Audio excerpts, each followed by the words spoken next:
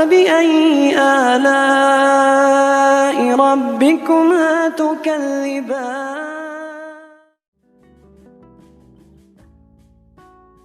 wa ala alihi wasallam. Kita akan melanjutkan kembali kajian kita, masih membahas Ahsanul Qasas, kisah terbaik dalam Al-Quranul Karim, kisah Yusuf alaihi salatu wassalam. Dan kita sudah sampai kepada pembahasan di mana Nabi Allah Yusuf alaihi salatu wassalam dipercaya oleh Raja Mesir untuk mengelola ekonomi Mesir. Dan sebagaimana takwil mimpi Nabi Yusuf alaihi salatu wassalam bahwa akan terjadi majaa', kelaparan di mana-mana. Setelah 7 tahun dari keluarnya Yusuf alaihi salatu wassalam dari penjara, maka itu sebuah kenyataan bahwa daerah-daerah di sekitar Mesir sampai ke Palestina mengalami paceklik hebat dan kelaparan hebat. Karena saat itu Mesir dan Palestina itu menyatu. Apalagi hanya dipisahkan dengan Sahara, dengan padang pasir yang sangat luas. Ma'asyiral muslimin yang dimuliakan Allah Azza wa Jalla, maka Allah Subhanahu wa ta'ala berfirman dalam surah Yusuf ayat ke-58 dan seterusnya, wa jaa ikhwatu Yusuf fadakhalu alaihi fa'arafahum wa hum lahu munkirun. Dan saudara-saudara Yusuf datang ke Mesir, lalu mereka masuk ke tempatnya, maka Yusuf pun mengenali mereka sementara mereka tidak mengenal Nabi Allah Yusuf alaihi salatu wassalam. Jadi ketika manusia datang dari berbagai macam negeri untuk menukar barang-barang berharga mereka dengan makanan, maka datanglah dari arah Palestina 10 orang dari saudara-saudara Yusuf alaihi salatu wassalam yang dulu ketika Yusuf masih kecil, merekalah yang mencelakakan Yusuf dan memasukkan Yusuf ke dalam sumur yang sangat dalam dan gelap. Mereka hendak mencari makanan dengan cara membawa barang-barang berharga mereka untuk ditukar. Ketika sampai di Mesir, kemudian berjumpa dengan Nabi Allah Yusuf alaihi salatu wassalam, Nabi Yusuf mengenali mereka, tapi mereka belum mengenali Nabi Yusuf alaihi salatu wassalam. Dan begitulah orang-orang yang mendolimi akan mudah dikenal oleh orang-orang yang pernah didolimi. Jadi kalau anda didolimi, pasti anda tidak akan mungkin lupa kepada orang yang berbuat dolim kepada anda. Tetapi orang-orang yang sebaliknya, orang-orang yang mereka mendolimi orang lain, terkadang tidak kenal siapa orang yang pernah didoliminya. Maka Yusuf mengenali mereka, tapi mereka tidak pernah mengenali siapa Yusuf yang sekarang sudah menjadi Maliku Misran, penguasa Mesir, pemegang ekonomi secara umum di kota Mesir atau di negara Mesir. Kemudian Allah Subhanahu wa ta'ala mengatakan, walamma jahazahum bijahazihim qala tuni bi akhil lakum min abikum ala tarawna anni ufil kaila wa ana khairul munzalin. Dan ketika dia Yusuf menyiapkan bahan makanan untuk mereka, dia berkata, bawalah kepadaku saudara-saudaramu yang seayah dengan kalian, maksudnya Binyamin, saudara kandung Yusuf. Tidakkah kamu melihat bahwa aku menyempurnakan takaran dan aku adalah penerima tamu yang terbaik untuk kalian? Jadi ketika Nabi Yusuf alaihi salatu wassalam berjumpa dengan saudara-saudaranya, tentu terjadi dialog di sini. Mungkin Nabi Yusuf berkata, dari mana kalian? Siapa kalian? Siapa bapak-bapak kalian? Yusuf bertanya kepada mereka, dan mereka menjawab, kami si fulan, si fulan, si fulan, kami dari Palestina. Bapak kami adalah seorang Nabi Ya'qub alaihi salatu wassalam. Kemudian ditanya, berapa kalian bersaudara? Kemudian dijawab, kami 11 bersaudara. Kenapa kemudian kalian 10, yang mana yang satu orangnya? Begitulah Nabi Yusuf alaihi salatu wassalam menginterogasi mereka, tentu dengan adab dan akhlak sehingga mereka tidak curiga. Maka Nabi Yusuf alaihi salatu wassalam kemudian berusaha menjamu tamu dengan jamuan terbaik kepada mereka. Karena Yusuf tahu itu saudara-saudaranya, walaupun pernah menzaliminya. Bahkan kemudian mencukupkan takaran-takaran makanan yang hendak mereka bawa pulang ke Palestina. Tapi Nabi Yusuf alaihi salatu wassalam teringat adiknya Binyamin. Makanya dia mengatakan, kalau kalian datang kembali kemari, bawalah saudara kalian itu. Kalau sampai kalian tidak membawa saudara kalian kemari, fa illam ta'tuni bihi fala kaila lakum indi wala taqrabun. Maka jika kalian tidak membawa kepada aku saudara kalian Binyamin, maka kalian tidak akan mendapatkan jatah gandum lagi dariku, dan jangan pernah kau kembali lagi kemari. Ma'asyiral muslimin, akhirnya kemudian mereka mengatakan, sanurawidu anhu abah wa inna la fa'ilun. Kami akan coba membujuk ayah kami supaya kami bisa membawa saudara kami dan bisa menukar kembali barang-barang kami dengan makanan-makanan dari kalian. Ma'asyiral muslimin yang dimuliakan Allah Subhanahu wa taala. Nabiullah Yusuf alaihi salatu wasalam paham bahwa ayahnya tidak mungkin memakan yang diharamkan Allah Subhanahu wa taala.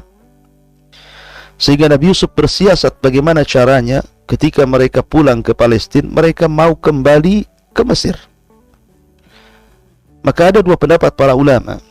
Ada yang mengatakan bahwa Nabi Yusuf mengembalikan barang-barang berharga itu kemudian disembunyikan lagi di atas barang-barang di atas untanya, sehingga ketika Nabi Allah Yakub tahu bahwa barang-barang itu masih utuh sementara mereka mendapatkan gandum, maka Yakub tidak akan menerimanya dan mereka akan mengembalikan kembali ke Mesir. Ada juga penafsiran bahwa Nabi Allah Yusuf alaihi salatu wasallam mengembalikan barang-barang itu supaya mereka kembali ke Mesir, karena dikhawatirkan barang-barang berharga itu sudah tidak ada lagi, tidak ada untuk ditukar kembali, kemudian mereka tidak kembali.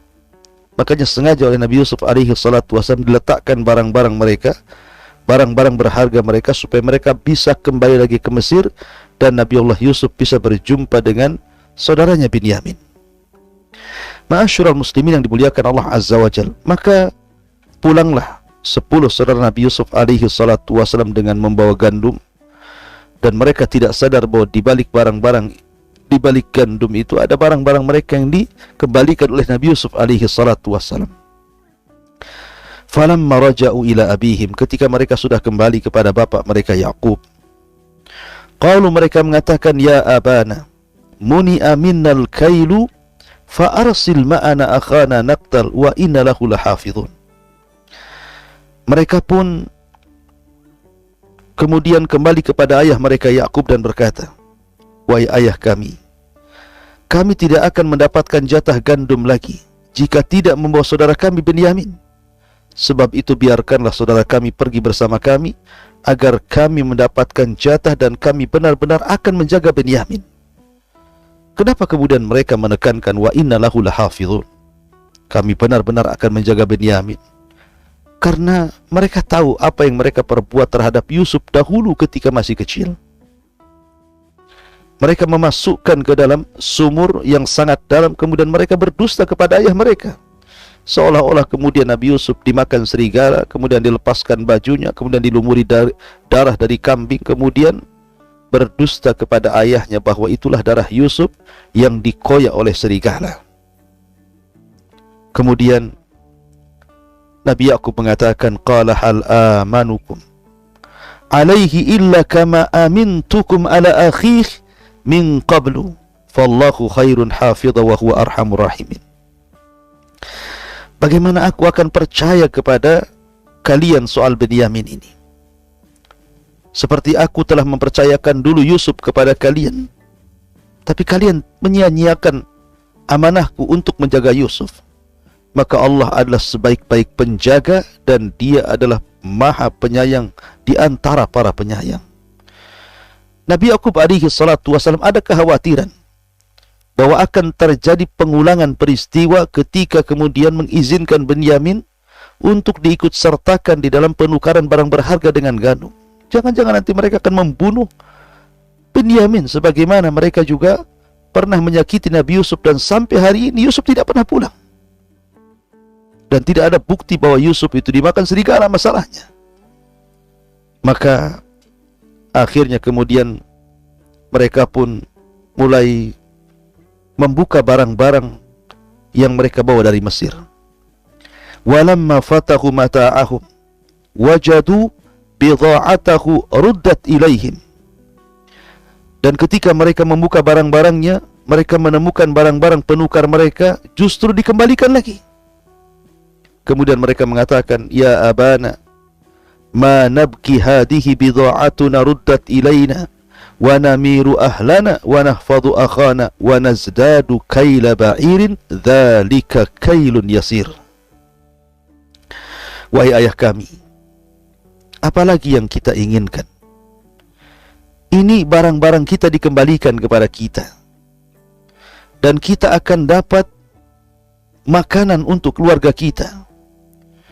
Dan kami akan memelihara saudara kami Benyamin, dan kami akan mendapatkan tambahan jatah gandum seberat unta yang dibawa Benyamin. Dan itu sesuatu yang mudah bagi Raja Mesir, karena mereka atau Raja Mesir sudah berjanji kalau seandainya kita membawa saudara kita, maka kita akan mendapatkan jatah jauh lebih besar, karena akan mendapatkan satu jatah unta lagi. Kemudian mereka merayu bapaknya dan mengatakan, serahkanlah Benyamin kepada kami, kami akan menjaganya. Maka Nabi Yakub mengatakan, lan ursilahu ma'akum hatta tu'tuni mawthiqan minallah, la ta'tunani bihi illa an yuhata bikum. Falamma atauhu mawthiqahum qala Allahu ala ma naqulu wakil. Maka Yakub berkata, aku tidak akan melepaskan Benyamin dengan kalian sebelum kalian bersumpah atas nama Allah bahwa kalian pasti akan membawanya kembali kepadaku. Engkau akan menjaga Benyamin, tidak terjadi sesuatu sampai kalian kembali ke Palestina, kecuali kalau memang kalian dikepung musuh. Maka setelah mereka pun kemudian berjanji dengan Yakub, bersumpah atas nama Allah akan menjaga Benyamin, maka Yakub mengatakan, Allah adalah saksi terhadap apa yang kalian ucapkan. Kalian janji kalian harus membawa Benyamin kembali ke Palestina, dan jangan seperti dahulu saudaranya Yusuf yang sampai hari tidak pernah kembali. Akhirnya setelah itu Nabi Yakub memberikan nasihat kepada anak-anaknya. Jadi kalau pertama mereka datang ke Mesir 10 bersaudara, sekarang 11 bersaudara, karena ditambah dengan Benyamin. Maka Nabi Yakub menasihati mereka, ya bunayya la tadkhulu min babin wahid, wadkhulu min abwabin mutafarriqah, ma ughni ankum minallahi min syai'in, inil hukmu illa lillah, alaihi tawakkaltu alaihi falyatawakkalil mutawakkilun. Maka Yakub pun menasihati anak-anaknya, wahai anak-anakku, janganlah kamu masuk dari satu pintu gerbang, akan tapi masuklah dari pintu-pintu gerbang yang berbeda-beda. Namun demikian, aku tidak mendapatkan atau tidak mampu mempertahankan kalian sedikit pun dari takdir Allah. Keputusan itu hanya bagi Allah, kepadanya aku bertawakal, maka bertawakallah pula orang-orang yang hendak bertawakal kepada Allah Azza wa Jalla. Kenapa kemudian Nabi Yakub menyuruh anak-anaknya untuk tidak bersatu berjalan di satu gerbang dan disuruh untuk berjalan di beberapa gerbang ketika masuk kota Mesir? Supaya tidak timbul kecurigaan, supaya mereka tidak dirampok, supaya mereka tidak dibegal, dan begitu seterusnya, tidak terjadi kejahatan. Makanya kemudian Nabi Yakub alaihi salatu wassalam banyak menasihati anaknya, salah satunya adalah hendaklah kalian berpencar, baru kemudian setelah sampai di sana baru kalian bersatu. Kemudian ketika mereka mengikuti perintah ayahnya, kemudian mereka masuk ke kota Mesir dan berjumpa dengan Nabi Yusuf alaihi salatu wassalam, maka tiba-tiba Yusuf melihat adiknya Binyamin bersama 10 saudaranya. Maka Nabi Yusuf alaihi salatu wassalam mulai bersiasat. Dia ingin memisahkan Binyamin dari saudara-saudaranya. Setelah berhasil memisahkan Binyamin, kemudian Yusuf menempatkan Binyamin di tempatnya, di kamarnya. Maka Yusuf pun kemudian mendatangi Binyamin dan mengatakan bahwa dirinya adalah saudaranya. Allah mengatakan, walamma dakhulu ala Yusuf awa ilaihi akhahu qala inni ana akhuka fala tabta'is bima kanu ya'malun. Dan ketika mereka masuk ke tempat Yusuf, maka Yusuf pun menempatkan saudaranya Binyamin di tempat lain supaya Yusuf bisa mendatangi Binyamin. Dan Yusuf pun berkata, sesungguhnya aku adalah saudaramu wahai Binyamin, maka janganlah engkau bersedih hati terhadap apa yang mereka akan lakukan kepadamu. Subhanallah. Ketika Nabi Yusuf alaihi salatu wassalam yang sudah lama meninggalkan Palestina, tidak pernah berjumpa dengan saudara-saudaranya, apalagi saudara kandungnya Binyamin, tiba-tiba kemudian berjumpa dalam satu ruangan, maka Yusuf sangat bahagia dan mengatakan, inni ana akhuk, saya saudaramu wahai Binyamin, saya Yusuf. Subhanallah tawadhu'nya Nabi Yusuf. Dia tidak mengatakan saya sudah menjadi raja Mesir, saya sudah menjadi bendaharawan Mesir. Tidak, saya saudaramu. Maka janganlah engkau bersedih hati terhadap saudara-saudaramu yang terkadang berbuat jahat kepadamu. Akhirnya kemudian Allah subhanahu wa ta'ala takdirkan berkumpulah Nabi Yusuf alaihi salatu wassalam dengan Binyamin. Yusuf tidak mau berpisah lagi dengan Binyamin. Dia tidak mau lagi Binyamin mengikuti atau ikut pulang bersama saudara-saudara ke Palestina. Makanya kemudian dia bersiasat lagi. Apa siasatnya Nabi Yusuf alaihi salatu wassalam? Setelah dia berdialog dengan Binyamin, kemudian bersiasat dengan Binyamin dan mengatakan, wahai Binyamin, nanti kamu akan dituduh mencuri. Saya akan masukkan barang berharga ke untamu, kemudian engkau akan dicari dan engkau akan dituduh mencuri. Tidak ada masalah, ini siasatku. Ya, yang jelas kau berangkatlah bersama saudara-saudaramu dengan membawa gandum ke Palestina.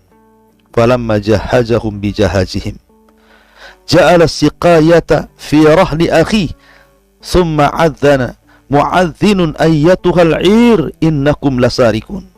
Maka ketika telah disiapkan bahan makanan untuk mereka, maka Yusuf pun kemudian memasukkan piala ke dalam karung saudaranya. Ada yang mengatakan siqayah itu maksudnya gelas yang biasa dipakai untuk minum Nabi Yusuf, dan gelas itu terbuat dari emas.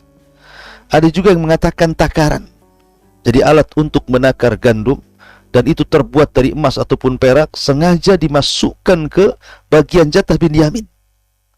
Akhirnya setelah kemudian masing-masing mendapatkan jatah satu unta, berangkatlah 11 saudara Nabi Yusuf alaihi salatu wassalam. Ketika mereka bergerak belum lagi sampai ke gerbang, tiba-tiba kemudian seseorang menyeru dan mengatakan, wahai kafilah, sesungguhnya kamu pasti para pencuri. Mereka kaget sehingga mereka mengatakan, madza tafkidun, kenapa kemudian kalian menuduh kami? Kehilangan apa kalian ini? Kemudian mereka mengatakan, nafkidu suwa al-malik waliman ja'a bihi himlu ba'irin wa ana bihi zaim. Mereka menjawab, kami kehilangan piala raja, dan sesiapa yang dapat mengembalikannya akan memperoleh bahan makanan seberat beban unta, dan aku yang akan menjamin itu. Maka karena mereka tidak merasa bahwa mereka mencuri barang, ya memang mereka tidak mencuri. Memang ini siasatnya Nabi Yusuf dengan Binyamin, bahwa Nabi Yusuf akan memasukkan barang berharga di bagian Binyamin, kemudian seolah-olah akan bersandiwara Binyamin telah mencuri barang. Ya, makanya mereka kemudian tidak merasa mencuri. Mereka bersumpah, tallahi laqad alimtum ma ji'na linufsida fil ardi wa ma kunna sarikin. Maka saudara-saudara Yusuf mengatakan, demi Allah, sungguh kamu mengetahui bahwa kami datang bukan untuk berbuat jahat, ataupun kami tidak datang untuk mencuri. Ya. Kemudian akhirnya mereka pun dipanggil di hadapan Nabi Yusuf alaihi salatu wassalam. Lihat bagaimana Yusuf berdialog dengan mereka. Fama jazauhu in kuntum kadzibin. Apa hukumannya sekiranya kemudian salah seorang di antara kalian betul-betul mencuri? Kira-kira apa balasan kalian? Karena ketika itu syariat berbeda. Syariat Mesir, kalau ada orang yang mencuri dibunuh. Siapapun yang mencuri dibunuh.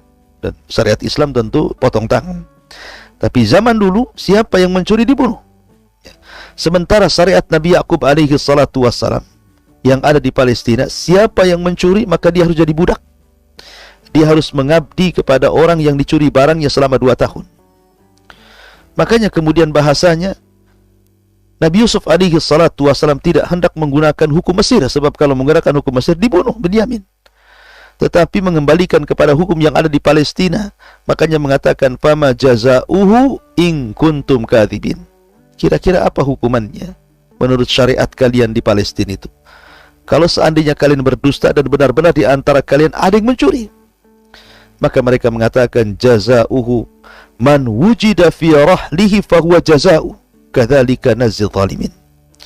Maka mereka menjawab, hukumannya adalah maka sesiapa yang ditemukan dalam karungnya barang raja yang hilang itu, maka dia sendirilah yang akan menerima hukumannya. Demikianlah kami berikan hukuman kepada orang-orang zalim kami yang ada di Palestina. Kalau memang salah seorang di antara kami yang mencuri, ambil hukum dia. Karena itulah yang berlaku hukuman kami juga di Palestina. Akhirnya kemudian satu persatu diperiksa.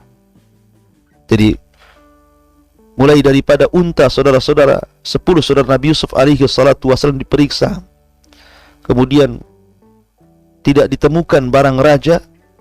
Ketika kemudian terakhir memeriksa bagian Binyamin, rupanya ditemukan barang itu ada di atas untanya Binyamin. Tentu sekali lagi ini sudah direncanakan Nabi Yusuf dengan Binyamin, sehingga Binyamin tidak kaget. Ya. Tiba-tiba kemudian mereka mengatakan, in yasrik faqad saraka akhul lahu min qablu fa asarraha Yusuf fi nafsihi wa lam yubdiha lahum qala antum syarrum makanan wallahu a'lamu bima tasifun.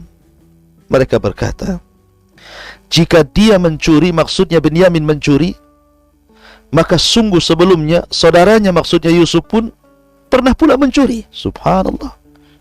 Mereka menuduh sesuatu yang tidak pernah dilakukan Nabi Yusuf alaihi salatu wassalam. Ada yang mengatakan dalam riwayat bahwa dahulu Nabi Yusuf ketika masih anak-anak, jadi kakek daripada ibunya, Rakhil, itu menyembah berhala. Dan Nabi Yusuf ada di sebuah ruangan itu. Kemudian oleh Nabi Yusuf, berhala yang disembah oleh kakek buyutnya itu diambil oleh Nabi Yusuf, kemudian dipecahkan dan dihancurkan, sama dengan Ibrahim memecahkan patung. Sehingga saudara-saudaranya kemudian menuduh Yusuf telah mencuri berhala. Makanya kemudian mereka mengatakan, jika Binyamin mencuri, maka sungguh sebelumnya saudaranya pun pernah mencuri, maksudnya Yusuf alaihi salatu wassalam. Subhanallah, mereka menuduh dengan lancangnya terhadap Nabi Yusuf alaihi salatu wassalam. Maka Yusuf pun kemudian menyembunyikan kejengkelannya karena dituduh mencuri masalahnya, ya, dan tidak menampakkan kepada mereka. Dia berkata dalam hatinya, kedudukanmu justru jauh lebih buruk dan Allah Maha mengetahui apa yang kalian terangkan. Akhirnya kemudian ketika mereka sudah tahu bahwa Binyamin bersalah mencuri barang berharga sang raja, kemudian mereka mengatakan, ya ayyuhal aziz, inna lahu aban syaikhan kabira fakhud ahadana makana inna naraka minal muhsinin. Wahai Al-Aziz, wahai Yusuf, dia mempunyai ayah yang sudah lanjut usia. Karena itu ambillah salah seorang di antara kami sebagai gantinya. Sesungguhnya kami melihat engkau termasuk orang-orang yang berbuat baik. Jadi mereka masih juga tidak mengenal Nabi Yusuf alaihi salatu wassalam dan mengatakan, wahai Al-Aziz, wahai pembesar Mesir, tolonglah kami. Sesungguhnya kami ini punya bapa sudah tua, kasihan. Dia sangat mencintai anaknya Binyamin. Kalau engkau hendak menahan, jangan tahan dia. tahanlah salah seorang dari kami. Tetapi Nabi Yusuf mengatakan, ma'adzallah an na'khudha illa man wajadna mata'ana indah, inna idzan ladzalim. Nabi Yusuf mengatakan, aku memohon perlindungan kepada Allah dari menahan seseorang kecuali orang yang kami temukan harta pada dirinya saja. Karena kalau seandainya kami mengambil ataupun menahan seseorang yang dia tidak mencuri, kami termasuk orang zalim. Ya kami akan menahan siapa yang dia membawa barang raja. Lah kebetulan yang membawa itu adalah Benyamin. Maka kami tahan Benyamin. Maka mereka berusaha merayu Nabi Yusuf alaihi salatu wassalam. Kemudian mengatakan begini, begitu, begini, macam-macam. Tetapi mereka pun tidak bisa merayu Nabi Yusuf. Falamastai'asu minhu khalasu najiyah. Maka ketika mereka berputus asa dari putusan Yusuf, mereka pun menyadari sambil berunding dengan berbisik-bisik di antara mereka. Qala kabiruhum, berkatalah saudara yang paling besar dari antara mereka, alam ta'lamu anna abakum qad akhadha alaikum mawthiqan min Allah wa min qablu ma farrattum fi Yusuf falan abraha al-ardha hatta ya'dana li abi aw yahkum Allahu li wa huwa khairul hakimin. Maka yang berakal mereka berkata, tidakkah kalian mengetahui bahwa ayah kalian telah mengambil janji dari kita semuanya dengan nama Allah, dan sebelum itu kalian telah menyia-nyiakan Yusuf. Sebab itu aku tidak akan meninggalkan negeri Mesir ini. Kalau kalian hendak pulang, pulanglah. Saya akan tetap di sini sampai betul-betul ayahku mengizinkan aku kembali atau Allah memberikan putusan terhadapku dan dia adalah sebaik-baik hakim. Artinya bahwa yang paling berakal di antara mereka yang mengatakan jangan bunuh Yusuf atau jangan lempar Yusuf di padang pasir, tapi letakkanlah di sumur, mudah-mudahan ada orang yang mengambilnya. Jadi orang yang berakal ini akhirnya mengatakan, udah kalian aja pulang, biar kami di sini. Akhirnya kemudian yang 9 orang pulang. Maka di Mesir hanya tinggal Nabi Yusuf, Benyamin, dan orang yang berakal dari saudaranya tadi tidak mau pulang sampai Nabi Yakub mengizinkan pulang atau Allah memberikan putusannya. Ma'asyiral muslimin yang dimuliakan Allah Subhanahu wa taala. Sesampainya mereka di Palestina, kemudian mereka menghabarkan apa yang dilakukan Benyamin. Maka seolah-olah Yakub tidak yakin dan tidak percaya. Ya. Ketika mereka mengatakan, ya abana inna ibnaka sarak, wahai ayahku, rupanya Benyamin telah mencuri. Wa ma syahidna illa bima alimna wa ma kunna lil ghaibi hafidhin. Sungguh anakmu telah mencuri dan kami hanya menyaksikan apa yang kami ketahui saja, dan kami tidak mengetahui apapun di balik itu. Subhanallah. Sampai-sampai mengatakan, kalau engkau tidak percaya wahai bapakku, was'alil qaryata allati kunna fiha wal 'ira allati aqbalna fiha wa inna lasadiqun. Tanyalah penduduk negeri Mesir itu, atau mungkin kafilah-kafilah yang datang dari Mesir yang mengetahui kasus ini, dan kami orang-orang yang benar wahai ayahku. Subhanallah. Ketika Nabi Yusuf mereka masukkan ke dalam sumur, kemudian mereka datang kepada bapaknya hanya mengatakan bahwa Yusuf dimakan serigala, ini bajunya. Nah sekarang kemudian ketika terulang 2 kali kepada Benyamin, kemudian mereka mengatakan, tanyalah ini, tanyalah itu, tanyalah ini, kami tidak bohong, kami benar. Begitulah ikhwatu fiddin yang dimuliakan Allah Azza wa Jalla. Bagaimana mereka kemudian tidak sanggup memberikan keyakinan kepada ayahnya karena mereka memang sudah berbuat salah dahulu kepada Nabi Yusuf alaihi salatu wassalam. Tapi Nabi Yakub mengatakan, bal sawwalat lakum anfusukum amran fasabrun jamil asallah an ya'tiyani bihim jami'a innahu huwal alimul hakim. Maka Yakub berkata, sebenarnya hanya diri kalian yang memandang baik urusan buruk itu. Maka kesabaranku adalah kesabaran yang baik. Mudah-mudahan Allah mendatangkan mereka semua kepadaku. Sungguh dialah yang maha mengetahui lagi maha bijaksana. Nabi Yakub hanya bisa bersabar. Subhanallah, dia sudah tua, buta, dan dia mengalami perasaan sakit semenjak dipisahkan dari Yusuf alaihi salatu wassalam. Rasa sedih yang terpendam. Akhirnya terus berpikir sampai akhirnya sakit, kemudian buta. Itulah kondisi Nabi Yakub alaihi salatu wasallam. Sekarang terulang lagi, Binyamin dipisahkan darinya. Betapa sedihnya orang tua itu. Ma'asyiral muslimin yang dimuliakan Allah subhanahu wa ta'ala. Kemudian Allah subhanahu wa ta'ala mengatakan, wa tawalla anhum wa qala ya asafa ala Yusuf wa biyaddat aynahu minal huzni fahuwa kadhib. Maka ketika mendengar cerita bahwa Binyamin mencuri, kemudian ditahan di Mesir, kemudian akhirnya teringat lagi dengan kisah Yusuf di waktu kecil. Jangan-jangan disiasat saudara-saudaranya saja mengatakan bahwa Binyamin mencuri. Boleh jadi mungkin Binyamin sudah mati dibunuh. Macam-macam perasaan orang tua ini. Makanya kemudian Allah katakan, dan saat Yakub berpaling dari mereka, dia pun mengatakan, duhai duka citaku terhadap Yusuf kembali teringat. Dan kedua matanya menjadi putih karena sedih. Dia menahan amarah terhadap anak-anak yang lainnya. Ma'asyiral muslimin yang dimuliakan Allah subhanahu wa ta'ala. Setelah kemudian mereka sampai di Palestina, menceritakan kondisi Binyamin, menceritakan hal-hal yang lainnya, maka mereka mengatakan, tallah tafta'u tadhkuru Yusuf hatta takuna haradan atau takuna minal halikin. Mereka berkata, demi Allah, engkau tidak berhenti, wahai ayahku, mengingat Yusuf sehingga engkau mengidap penyakit berat. Engkau termasuk orang-orang yang akan membinasakan diri, wahai ayahku. Sudahlah, lupakan Yusuf. Sudah lupakan Yusuf. Yusuf sudah tidak ada lagi. Tapi ayahnya Yakub mengatakan, innama ashku bathi wa khuzni ilallah wa a'lamu minallahi ma la ta'lamun. Hanya kepada Allah aku mengadukan kesusahanku dan kesedihanku, dan aku mengetahui dari Allah apa yang kalian tidak ketahui. Ya, karena dia seorang nabi. Yakub tahu Yusuf masih hidup. Ya, dia merasakan itu. Tetapi saudara-saudaranya tidak paham apa yang dirasakan ayahnya. Ma'asyiral muslimin yang dimuliakan Allah Azza wa Jalla. Makanya Yakub kemudian mengatakan, ya bunai,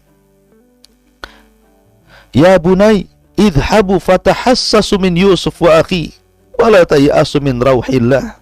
Innahu la yayasu min rauhillahi illa al-qaumul kafirin.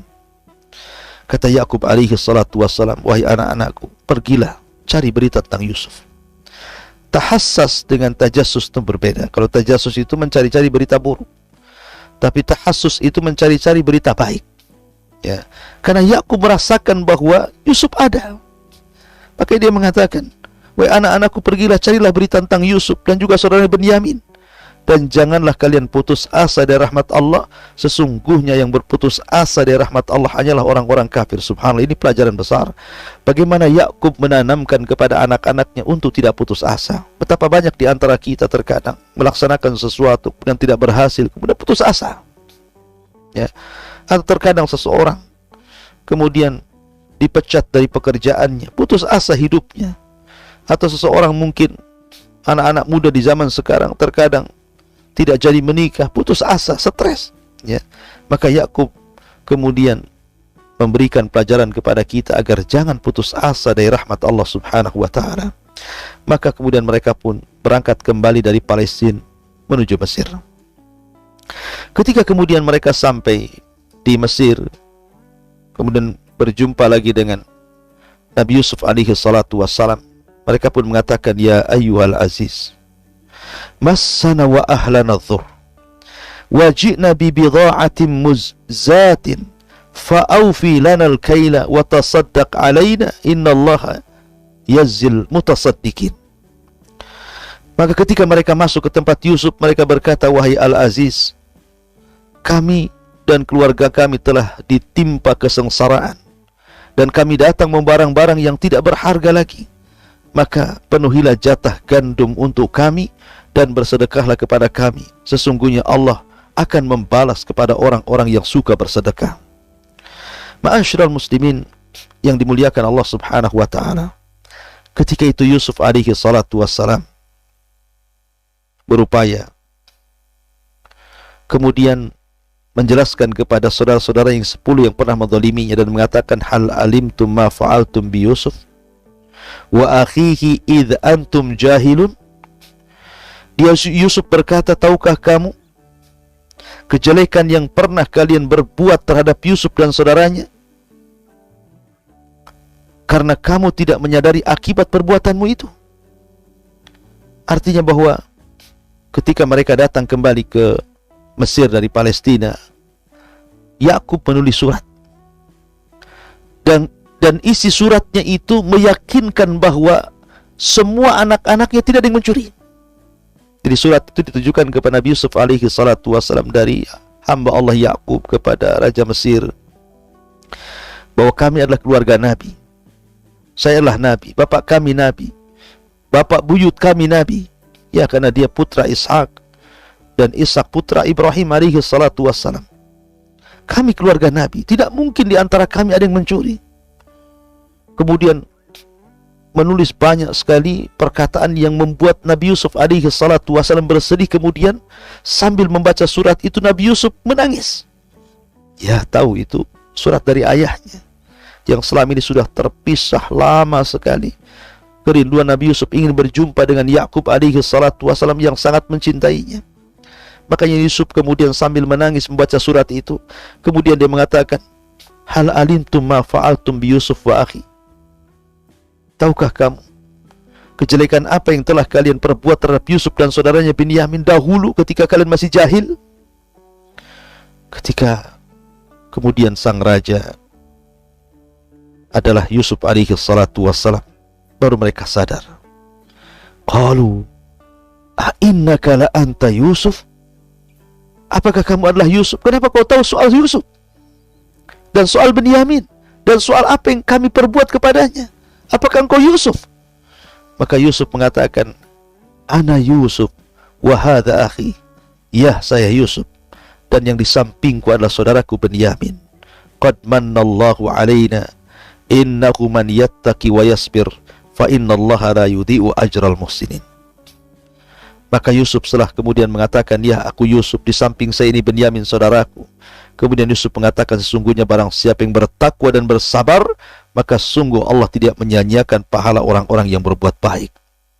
Kemudian mereka pun menyadari apa yang telah mereka perbuat kepada Yusuf.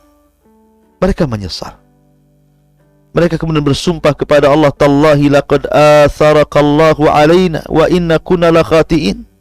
Demi Allah, sungguh Allah telah melebihkan engkau di atas kami, dan sungguh kami adalah orang-orang yang bersalah, berbuat dosa kepadamu. Lihat bagaimana mereka akhirnya mengakui kelebihan Nabi Yusuf alaihi salatu wassalam. Mereka tidak tahu bahwa selama ini orang yang dicelakakannya rupanya adalah orang yang telah menolongnya ketika sudah lama tidak berjumpa.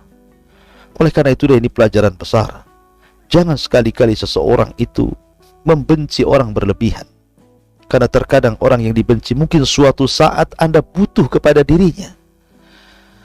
Ma'asyiral muslimin yang dimuliakan Allah subhanahu wa ta'ala. Kemudian Yusuf pun mengajarkan akhlak kepada kita. Walaupun saudara-saudaranya sudah mencelakakan dirinya,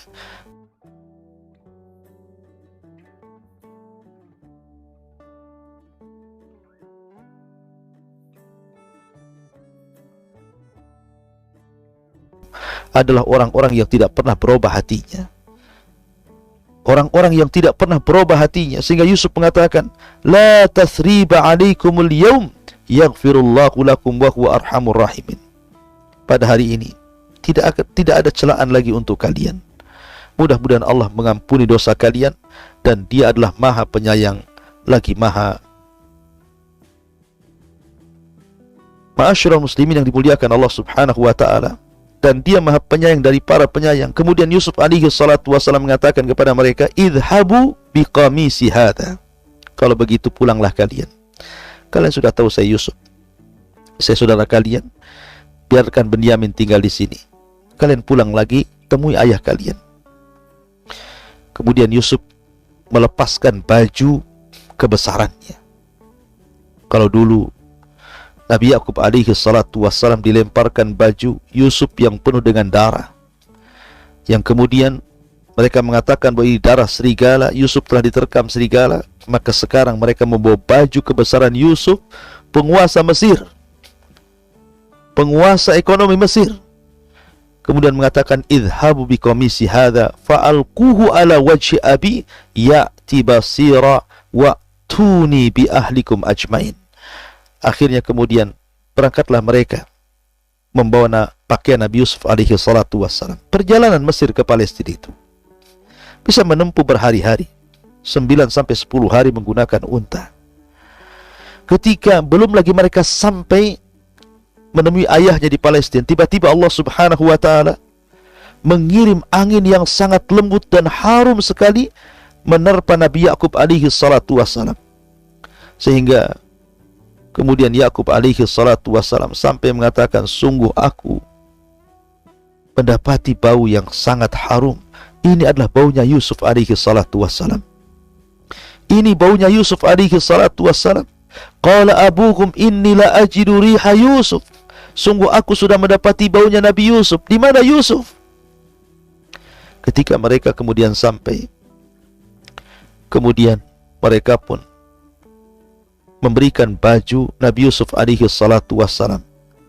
Kemudian ketika dipakaikan oleh ayahnya Yakub alaihi salatu wassalam, kemudian Allah Subhanahu wa taala kembalikan pandangan ayahnya. Falamma anja al-bashiru alqahu ala wajhihi fartadda basira. Maka ketika telah datang pembawa kabar gembira itu, maka diusapkannya baju itu ke wajah Yakub, lalu dia pun bisa melihat kembali, bisa memandang kembali, sudah tidak buta kembali. Dan Yakub mengatakan, alam aqul lakum inni a'lamu minallahi ma la ta'lamu.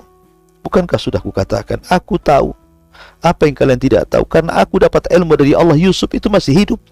Ya. Kemudian mereka mengatakan, ya abana istaghfir lana dhunubana wa inna kunna khatiin. Wahai ayahku, maafkanlah dosa-dosa kami. Kami dulu mencelakakan Yusuf sebenarnya, tapi kami berbohong kepadamu. Sungguh kami orang-orang yang telah berbuat dosa.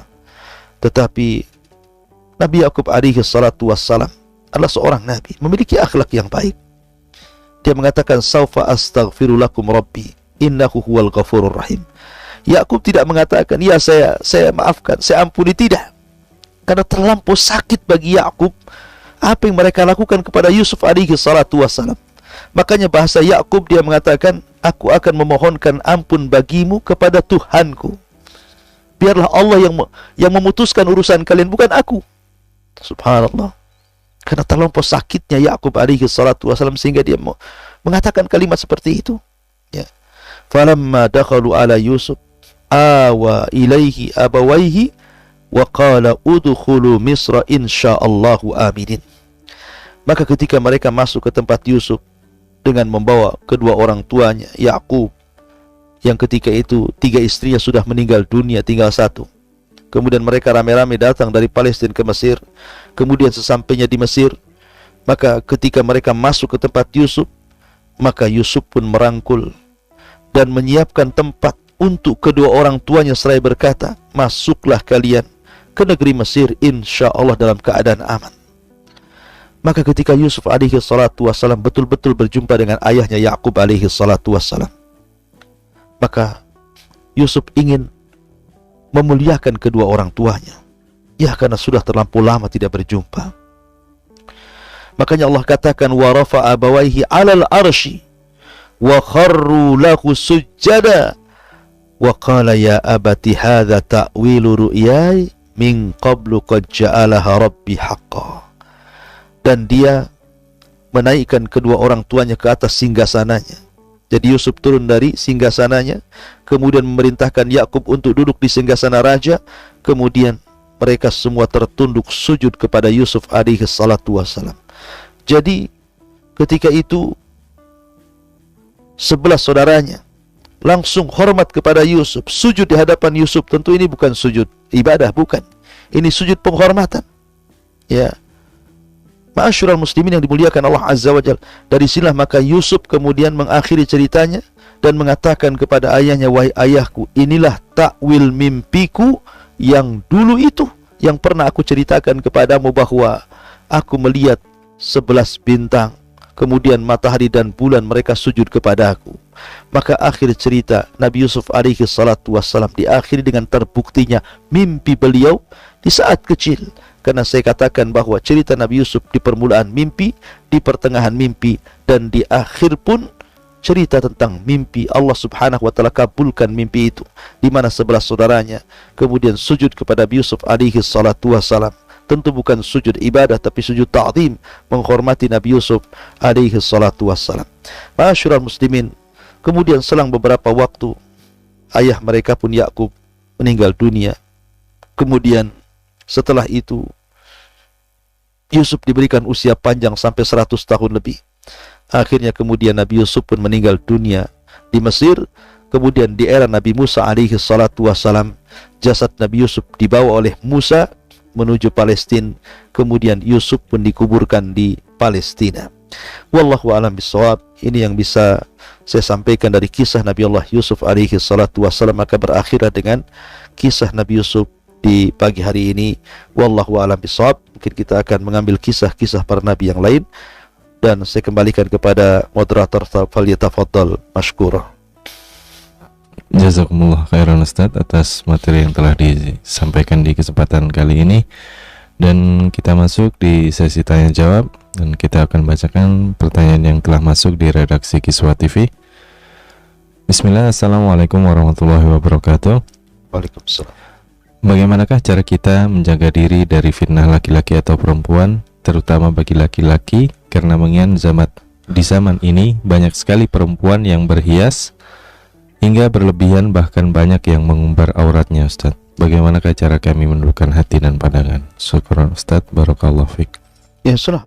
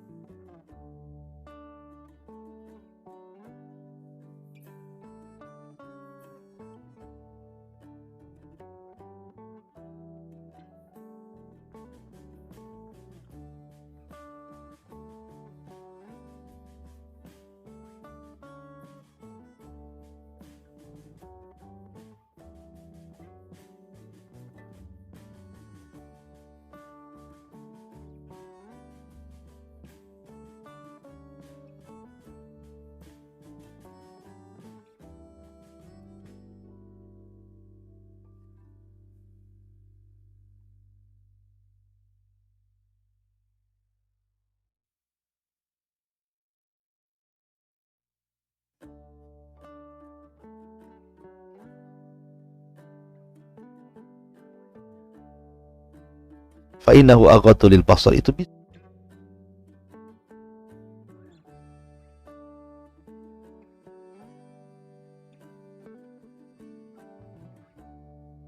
Malah berpuasa, karena puasa itu bisa membentengi kita dari syahwat.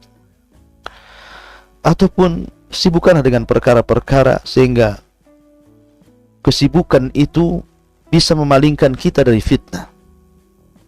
Terkadang kalau orang tidak punya kesibukan, akhirnya cara berfikirnya terlampau jauh. Terkadang memikirkan hal-hal yang jelek, yang buruk dalam otaknya. Tapi dengan banyak disibukkan, mungkin sekarang anak-anak muda disibukkan dengan olahraga, disibukkan dengan ini, itu, dan lain sebagainya, sehingga lupa perkara-perkara yang bisa mengantarkan kepada maksiat. Tentu menyalurkan hobi-hobi dalam Islam pun tidak ada masalah. Makanya kenapa Islam itu mengajarkan kita untuk memanah, berkuda, berenang, dan yang lainnya gitu. Itu salah satu juga untuk memalingkan dari syahwat yang buruk kepada syahwat yang baik. Ya. Maka intinya berdoalah kepada Allah Subhanahu wa ta'ala, doa yang biasa dibaca oleh Nabi SAW, ya muqallibal qulub tsabbit qalbi ala dini. Wahai zat yang membolak-balikan hati, tetapkan hatiku di atas ketaatan kepada. Karena orang yang mudah terbolak-balik hatinya, maka akan mudah seseorang itu untuk mengumbar maksiatnya kepada Allah Azza wa Jalla. Wallahu a'lam. Nah, jazakumullah khairan Ustaz atas penjelasannya. Dan pertanyaan selanjutnya, Assalamualaikum warahmatullahi wabarakatuh. Apakah kisah keluarga Nabi Yusuf alaihissalatu wassalam ini juga bisa dijadikan acuan parenting bagi kita kaum muslimin, terutama bagi orang tua ataupun guru saat menghadapi anak-anak atau murid yang mungkin kerap kali berselisih paham dan juga ada iri hati di antara mereka? Mohon penjelasannya, Ustaz. Ya, kisah Nabi Yusuf saya ulangi dari awal, kisah yang sangat unik dibandingkan kisah-kisah nabi-nabi yang lainnya. Karena kisah Nabi Yusuf ini mencakup semua fase kehidupan manusia. Bicara tentang banyak hal, dari awal kisah sampai akhir kisah kita bisa melihat kisah Nabi Yusuf ini mencakup semuanya. Cerita tentang harta, cerita tentang wanita, cerita tentang hasad, cerita tentang pasar, cerita tentang kekuasaan, macam-macam dalam kisah ini dari awal sampai akhir yang sudah saya jelaskan. Ya. Artinya bahwa bisa juga dijadikan bekal bagi para orang tua untuk lebih berhati-hati. Karena kalau kita melihat saudara-saudara Nabi Yusuf yang memiliki hasad kepada Yusuf alaihi salatu wassalam, menghantarkan kepada mencelakakan Nabi Yusuf. Hampir-hampir Yusuf terbunuh di sumur. Bahkan menjadikan kehidupan Nabi Yusuf sampai kemudian dijual, sampai masuk penjara dan begitu seterusnya. Artinya bahwa penyakit hasad ini bahaya. Makanya sebagai orang tua, jangan sampai kemudian menanamkan hasad di antara anak dengan anak yang lainnya. Dengan cara mungkin tidak adil memberikan kasih sayang, tidak adil memberikan pemberian. Akhirnya kemudian hasad salah seorang mereka kepada yang lainnya, yang berujung akhirnya saling menyakiti di antara mereka. Makanya kemudian pandai-pandailah orang tua mendidik anak, ya, apalagi anaknya banyak, maka berbuat adillah kepada anak-anak supaya tidak terjadi hasad di antara mereka. Sebab kalau sudah terjadi hasad di antara mereka, kemudian mereka sampai permusuhan, yang susah pun orang tua sendiri. Lihat Nabi Yakub alaihi salatu wassalam disusahkan oleh anak-anaknya, dipisahkan bertahun-tahun, ya. Oleh karena itulah maka ini juga pelajaran besar bagi para pendidik, bagi orang tua untuk lebih bijak lagi menghadapi anak-anak. Wallahu a'lam. Nah, jazakumullah khairan Ustaz atas penjelasannya. Dan mungkin ada penelpon masuk, Ustaz. Silakan. Assalamualaikum warahmatullahi wabarakatuh. Dengan siapa di mana? Waalaikumsalam warahmatullahi wabarakatuh. Dari Arul dari Kepulauan Riau. Oh, naam. Okay. Silakan. Tafadhal. Assalamualaikum Ustaz. Waalaikumsalam warahmatullahi wabarakatuh. Maaf Ustaz, ini mungkin keluar dari tema Ustaz. Gak apa-apa, silakan. Nah, jadi kan anak kan pesan online di marketplace. Iya. Jadi karena kota penjualnya itu jauh dari kota Ana, dikirimnya itu melalui kurir ekspedisi. Iya. Dengan sistem pembayarannya itu COD. Iya. Jadi dari beberapa sumber yang Ana lihat, syarat sahnya COD itu akadnya itu terjadi pada saat barang itu sampai, Ustaz. Iya. Jadi pertanyaan itu, apakah di saat kurir itu memberikan barangnya ke Ana itu sudah termasuk akad, Ustaz? Syukran, Ustaz. Barakallahu fiik. Assalamualaikum warahmatullahi wabarakatuh. Waalaikumsalam warahmatullahi wabarakatuh. Ya, alhamdulillah. Bicara soal jual beli online, sekarang kan memang lagi marak, dan salah satu tanda-tanda kiamat memang taqarubuz zaman, kata Nabi sallallahu alaihi wasallam. Salah satu tanda kiamat taqarubuz zaman wa taqarubul aswaq. Jadi makin cepatnya waktu dan makin dekatnya pasar. Dulu kadang satu hari itu lama sekali, tapi sekarang tahu-tahu sudah 1 jam saja. 1 minggu itu lama, sekarang seolah-olah 1 minggu itu 1 hari saja. Termasuk juga taqarubul aswaq, jadi perdekatannya pasar. Dulu kalau ke pasar itu naik angkot, kadang berjam-jam baru balik. Sekarang tidak perlu, cukup Anda di rumah, kemudian Anda pesan lewat online, marketplace atau apa namanya gitu ya. Tahu-tahu barang sudah dihantar, tinggal COD saja kita bayar di tempat. Itu namanya taqarubul aswaq. Itu dan itu tanda-tanda kiamat. Tetapi tanda-tanda kiamat bukan berarti harus negatif, tidak. Ada juga yang positif. Ya. Nah, tentang masalah akad yang seperti ini, apakah kemudian ketika kita sudah memesan sesuatu, kemudian sudah dianggap terjadi akad jual beli? Ya. Itu pertanyaannya mungkin di situ. Maka kita katakan, lihat, namanya akad jual beli itu kan harus ada barang dan harus ada uang. Ya. Kalau seandainya kita akad jual beli kemudian barangnya belum ada, apakah kemudian dikatakan sudah terjadi akad? Ya tidak, namanya barangnya juga belum sampai. Karena terkadang jual beli online ini terkadang ada unsur penipuan. Betapa banyak orang-orang yang kemudian pesannya lain, yang datang pula lain, sehingga terjadi perselisihan. Terkadang yang disalahkan justru kurirnya. Ya, betapa banyak tuh kejadian-kejadian kurirnya yang dimaki-maki sampai akhirnya berurusan dengan yang pihak berwajib akhirnya. Padahal kurir itu hanya mengantarkan barang saja. Ya, akad Anda itu dengan pemilik barang. Makanya penting seseorang itu ketika jual beli lewat online itu dipastikan dulu, dan Anda sebagai pelaku penjual jangan sekali-kali menipu. Ya, jangan sekali-kali menipu, karena tidak akan berkah penipuan ini. Maka wallahu a'lam, apakah sudah dikatakan akad ketika Anda memesan kepada orang yang memiliki barang itu ya? Apakah kemudian akad itu terjadi ketika barang itu sudah sampai? Maka wallahu a'lam, saya katakan baru dikatakan akad itu ketika barang sudah sampai. Tapi kalau barang belum sampai, belum dikatakan akad, karena terkadang bisa sampai, bisa tidak. Betapa banyak kemudian orang yang pesan online, tiba-tiba barangnya tidak sampai. Mungkin tertahan di ekspedisi, mungkin terlalu berat, akhirnya tidak sampai gitu ya. Ya, intinya bahwa barang sampai dulu, karena juga perjanjiannya COD, bayar di tempat. Lah ketika bayar di tempat itulah situ terjadi akad. Wallahu a'lam. Nah, jazakumullah khairan Ustaz atas penjelasannya, dan semoga bermanfaat bagi penanya. Dan satu pertanyaan terakhir Ustaz. Assalamualaikum warahmatullahi wabarakatuh. Guru saya sering bercerita bahwasanya Nabi Yusuf alaihissalatu wassalam memiliki ketampanannya separuh dari penduduk dunia. Apakah sahih Ustaz? Dan apakah pada saat Isra dan Mi'raj Rasulullah sallallahu alaihi wasallam pernah bertemu dengan Nabi Yusuf? Mohon penjelasan. Ya, alhamdulillah. Ada hadis yang sahih tentang masalah peristiwa Isra Mi'raj. Ya, memang Nabi sallallahu alaihi wasallam diperjumpakan oleh Allah Azza wa Jal dengan Nabi Yusuf alaihi salatu wassalam, dan dia memiliki separuh ketampanan Nabi Adam alaihi salatu wassalam.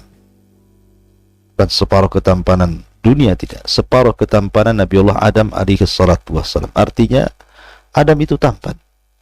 Wajar, karena Adam itu diciptakan langsung oleh kedua tangan Allah. Kemudian ditiupkan ruhnya oleh Allah langsung, dan Allah memerintahkan malaikat sujud kepada Adam. Jadi Allah yang membentuk Adam alaihi salatu wassalam, sehingga Allah katakan laqad khalaqnal insana fi ahsani taqwim. Kami ciptakan manusia itu sebaik-baik bentuk, dan Adamlah yang paling baik dari seluruh bentuk manusia. Lah Yusuf diberikan separuh ketampanan Nabi Adam. Ada juga yang mengatakan Rasul pun diberikan separuh ketampanan Nabi Adam. Cuman bedanya kalau ketampanan Nabi SAW tidak memfitnah para wanita, tapi kalau ketampanan Nabi Yusuf itu memfitnah para wanita.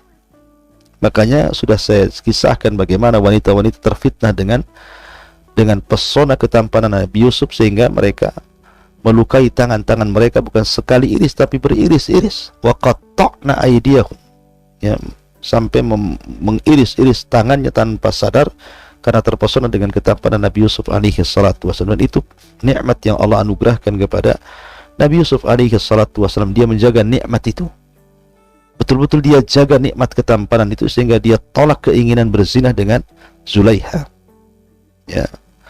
Dan ketika seseorang menjaga nikmat, maka Allah akan tambah nikmat itu, sehingga bukan hanya kemudian Nabi Yusuf tetap tampan, tetapi juga dianugerahkan dunia kepadanya, sehingga dia menjadi bendaharawan Mesir. La in syakartum la azidannakum wa la in kafartum inna adzabi lasyadid. Kalau kalian senantiasa mensyukuri nikmat Allah Azza wa Jalla, Allah tambah. Tapi kalau kalian kufur maka azab Allah sangat pedih. Wallahu a'lam. Jazakumullah khairan Ustaz atas penjelasannya. Dan afwan Ustaz, satu pertanyaan menyusul Ustaz dari Ummu Salim di Singapura. Bismillah Ustaz, saya mempunyai 2 anak perempuan, tetapi anak yang paling besar menyimpang hidupnya dari apa yang saya inginkan. Sedangkan saya berniat ketika kelak meninggal, warisannya saya bagi adil pada 2 anak saya. Dan karena anak satunya menyimpang, maka saya merubah wasiat saya sepenuhnya pada anak kedua saja. Bagaimanakah hukumnya Ustadz? Apakah saya termasuk zalim? Penjelasan. Ya, alhamdulillah, tidak ada hukum yang lebih adil melebihi hukum Allah Azza wa Jalla. Tidak ada. Di dunia ini tidak ada yang lebih adil melebihi hukum Allah Azza wa Jalla. Berhukumlah dengan hukum Allah. Jangan berhukum dengan perasaan Anda. Bagilah harta itu sebagaimana pembagian yang Allah telah tetapkan. Tetapi kan pembagian waris itu di saat Anda sudah tiada. Kalau Anda masih ada, belum ada hak waris. Mutlak itu harta milik Anda. Ya. Dan Anda juga harus adil kepada anak-anak. Karena ada orang tua itu yang tidak adil. Contoh, dia punya anak 5. Kemudian yang 4 itu tidak berbuat baik kepada Anda, yang 1 pula berbuat baik kepada Anda. Yang 1 ini merawat Anda luar biasa. Sehingga karena dia sudah merawat Anda, maka dia katakan, ini rumah saya berikan kepada kamu, kamu yang merawat saya. Karena yang 4 ini tidak merawat saya, maka mereka tidak dapat bagian. Anda telah zalim kepada anak-anak. Ya, karena meninggalkan mereka, akhirnya menjadi para peminta-minta. وَلْيَخْشَى الَّذِينَ لَوْ تَرَكُوا مِنْ خَلْفِهِمْ ذُرِّيَّةً ضِعَافًا خَافُوا عَلَيْهِمْ. Dan hendaklah takut seorang itu meninggalkan anak keturunan mereka itu meminta-minta. Jangan sampai. Ya, tetapi berbuat adil. Adapun anak itu yang berbuat baik kepada Anda, dia sudah mendapatkan pahala besar dari Allah dan akan mendapatkan gantinya. Tetapi bukan dari harta itu. Harta itu hak mutlak milik anak-anak Anda sebagai ahli waris yang sah. Maka Anda tidak perlu kemudian mengatakan seperti itu, karena Anda juga belum tahu kondisi anak yang mungkin menurut Anda hari ini menyimpang. Siapa tahu dia dapat hidayah di suatu ketika, kita tidak tahu. Terkadang anak yang kita anggap jahat rupanya setelah berjalannya waktu dia pula yang paling baik. Terkadang ada anak yang kita anggap baik, rupanya di suatu ketika pula dia yang jadi jahat. Tapi kita kan berharap semuanya jadi baik. Maka jangan putus asa dulu, teruslah berdoa kepada Allah semoga anak-anak Anda itu menjadi anak-anak yang soleh dan soleh. Wallahu a'lam. Jazakumullah khairan Ustaz atas penjelasannya. Dan demikian sesi kajian kita di kesempatan kali ini. Semoga apa yang telah disampaikan tadi tentunya dapat memberikan manfaat bagi kita semua. Dan subhanakallahumma wa bihamdika asyhadu an la ilaha illa anta astaghfiruka wa atubu ilaik. Assalamualaikum warahmatullahi wabarakatuh.